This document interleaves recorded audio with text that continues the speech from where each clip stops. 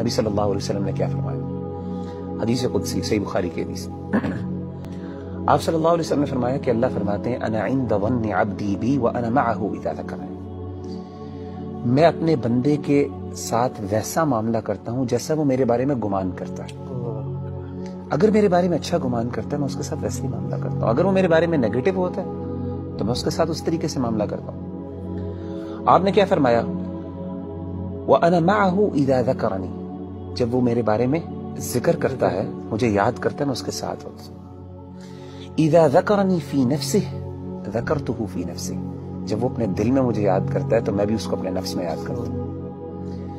وَإِذَا ذَكَرَنِي فِي مَلَئٍ ذَكَرْتُهُ فِي مَلَئٍ خَيْرٍ مِّنْهُمْ، جب وہ اپنے دوستوں کی مجلس میں، اپنے محبت کرنے والوں کی مجلس میں مجھے یاد کرتا ہے تو میں بھی اپنے پسندیدہ لوگوں کی مجلس میں اس کو یاد کرتا ہوں، فرشتوں کی مجلس میں۔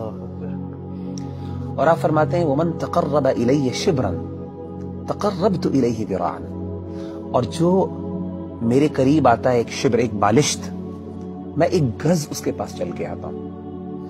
وَمَن تَقَرَّبَ إِلَيَّ ذِرَاعًا تَقَرَّبْتُ إِلَيْهِ بَاعًا، جو ایک گز میرے پاس آتا ہے میں 2 گز اس کے پاس جاتا ہوں۔ وَمَن أَتَانِي يَمْشِي أَتَيْتُهُ هَرْوَلًا۔